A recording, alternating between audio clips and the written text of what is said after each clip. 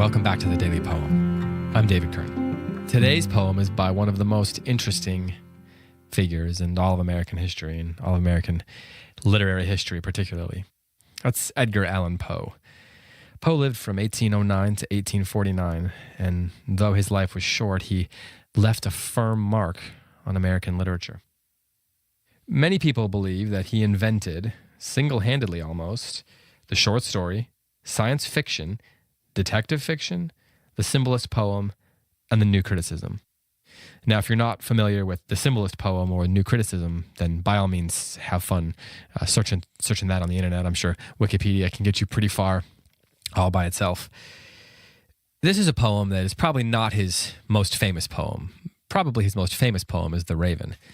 This one is called Annabelle, and it's actually one of my personal favorites, so I'm glad we're getting to it early. It was composed in 1849, near the time of his death, and it was published in 1850, so it was published posthumously.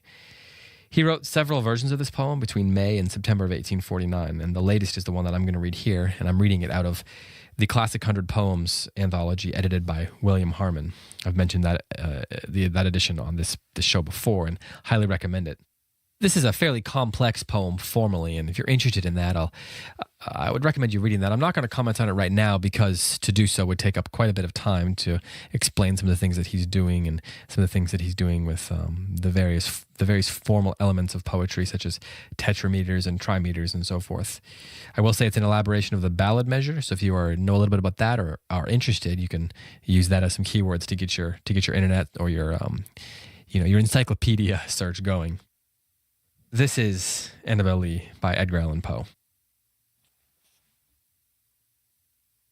It was many and many a year ago in a kingdom by the sea that a maiden there lived whom you may know by the name of Annabelle. And this maiden she lived with no other thought than to love and be loved by me.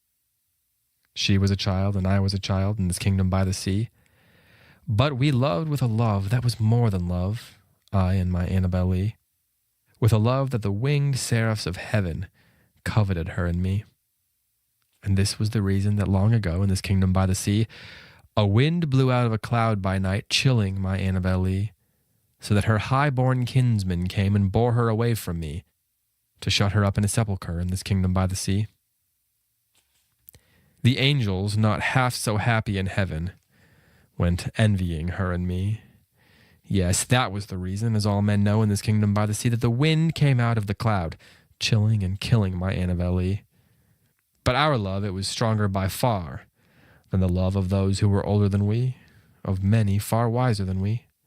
And neither the angels in heaven above, nor the demons down under the sea can ever dissever my soul from the soul of the beautiful Annabelle.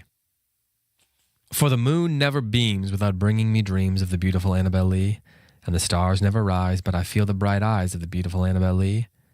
And so all the night tide I lie down by the side of my darling, my life and my bride, in the sepulchre there by the sea, in her tomb by the side of the sea. This has been the Daily Poem. Thank you for listening. I'll be back tomorrow with another episode.